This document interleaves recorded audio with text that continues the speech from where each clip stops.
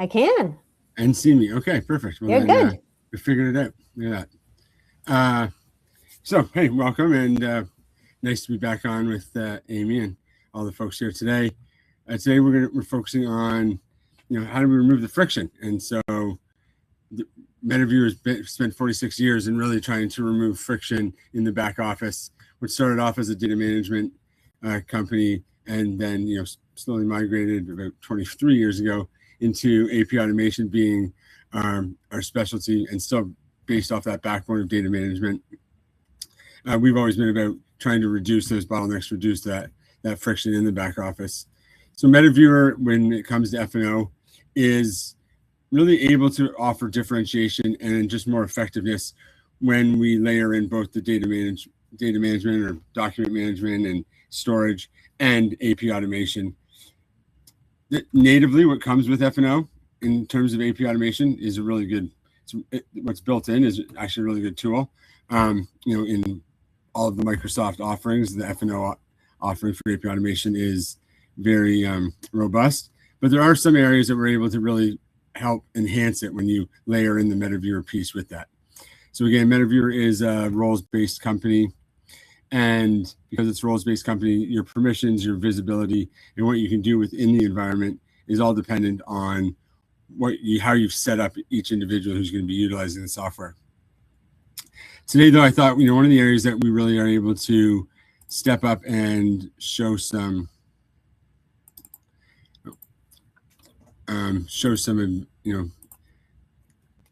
added advantage when utilizing our software is how we can offer that 3- and 4-way matching when it comes to in the manufacturing space, especially as shipments are arriving and you have the packing slip or a barcode that's going to be scanned.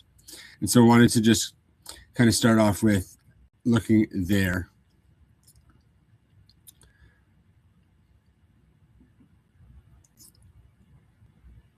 Oh, my system's probably must be waking up from lunch, had a little nap. So I apologize for that. But while it is loading, you'll see that what happens is a lot of times we get packing slips that come in. So whether it's a barcode, which means you're going to scan it and then it'll go right into the system, or you need to take that picture or scan of the packing slip. The packing slip comes in, and MetaViewer will pick it up, bring it in, and understands, okay, what's this attached to? Well, it's going to be attached to a payable, and the document type that it's attached to is, this is a packing slip. So by doing that, it's able to right away, utilizing the AI intelligent recognition engine, pick up the PO number and now associate this packing slip to that PO. So you can go and convert. And it'll just bring you to the next document. That'll be important when we circle back around. Now you can tell I was playing with this earlier. So it says duplicates. I never mind when this comes up in the demo because it does help me just show that, internally in your system, if there is an invoice that goes in twice, or perhaps different divisions are going and they both input the invoice or go to pay it. This is how we can help ensure that there's not going to be those double payments, or that you're not processing the same invoice over and over again. It does just kind of highlight it, makes you stop, read what's happening, and then you can go forward. So we go on to the next document. It's another. This one's coming in. It looks like it's another packing slip. So, but when it initially comes in, and it's just a document, right? So you want to come over, go to related documents. No, sorry, you want to go to other and convert it to a supporting document. By converting it to a supporting document, that's what brings it into this field. So again, I'll just go back to that. Sorry, I got a little excited. So if we just backtrack one, I don't know if I can backtrack now that I've done that. But again, I went to make it a supporting document, and then I brought it over. Why don't we just skip ahead and I'll do it cleanly on the third try. Let's try that again. And so it comes, and when the document comes into MetaViewer goes, it extracts the data.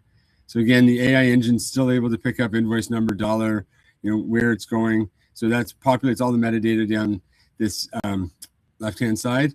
And then your journal notes, everything is just being recorded here. But when you look at this, you realize it's not a payable, it's a supporting document. So we just go to convert to supporting document, and right away it's going to convert it to a supporting document. Once we tell the system, are we going to attach this to a vendor or to a payable? So by saying payable, as soon as we say the payable, it picks up the PO and invoice number, and that's how it attaches it to that. So that when the auditor comes in, they're in F&O and they want to see, hey, what happened there in data and receivers. They click on the link, it brings it right to MetaViewer. There's your invoice, there's your supporting documentation. It shows the receipt in F&O, where so you know you have your PO and matching the receipt and what was shipped, and away you go. And all of a sudden becomes smooth sailing from there. That's a big piece of it, because a lot of times we're still trying to track down, right? The AP automation has become pretty seamless regardless of who it is that you're looking at. But being able to bolster in like the added document support really helps just improve what your overall experience, especially in F&O, where it's all about data, documents, numbers, right? There's a lot going on in F&O, and you want to be able to ensure that you can keep track of this part of the entity. And it allows anyone who's using MetaViewer to come in and just do their own audit on the invoice. So here we have right here's one of the invoices that's come in.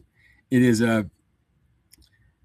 12 different lamps that have come in, and so right, MetaViewer picks up all the metadata. Everything seems to be aligned. You want to just understand, okay, is there anything that I need to see? Well, there's nothing really that's jumping out at me, but let's just hypothetically say, well, where is where's the invoice number? There it is. Check the invoice number here. You can see that it's the same. So you can say that this has been reconciled. But here's the issue. Glad I did that.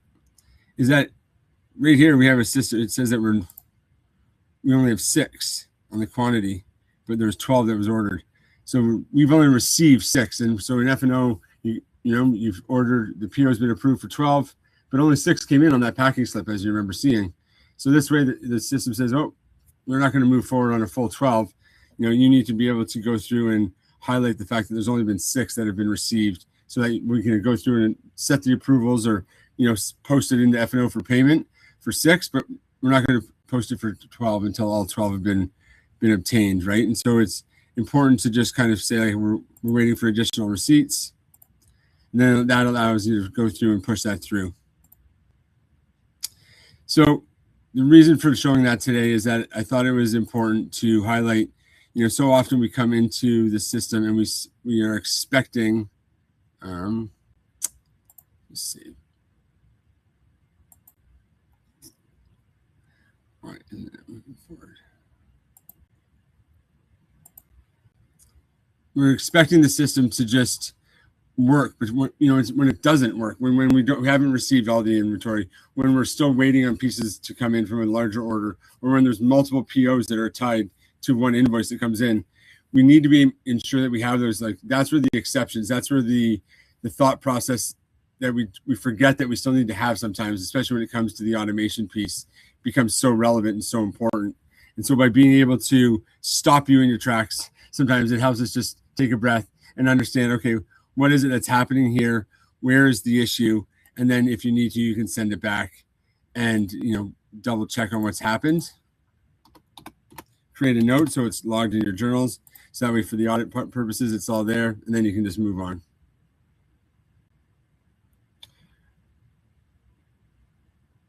We'll keep going.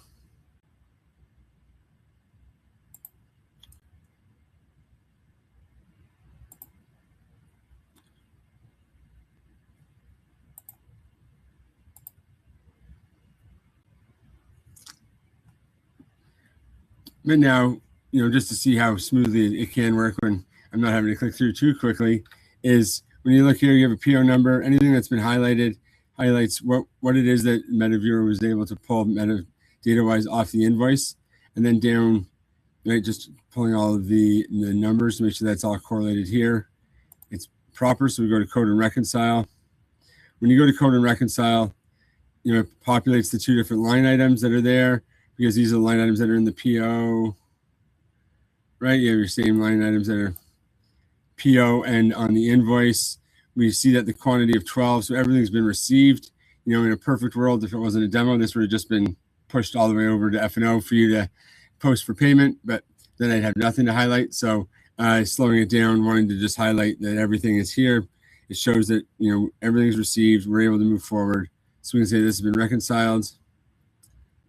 And unlike before, when it wouldn't let me move forward because only 6 have been received, this does then just move it forward and because the PO has been approved, it is pushed forward, and that is it. I try to do that as quick as possible. I'm normally the one that goes over on these meetings, and so I've been really trying to be a little bit quicker for Amy so that I'm not adding any stress to her life, because we focus on trying to simplify the everyday and not add stress to the everyday. So with that, the purpose today was to really highlight within F&O, you have an AP automation system that's going to come natively within that ERP. If you're looking for the added functionality of document management, being able to really take into your business into an understanding of other pieces of the business that come in that touch that invoice, touch that PO, touch your ERP system, and you're looking for experts in those areas that can help just bolster your day-to-day, make it that much more efficient. That's what MetaViewer does. That's why MetaViewer was created. And I'd love to set up some time just to talk more in depth and go through this maybe a little bit slower, not quite as quick, but with all of that, Amy, thanks so much for the time today.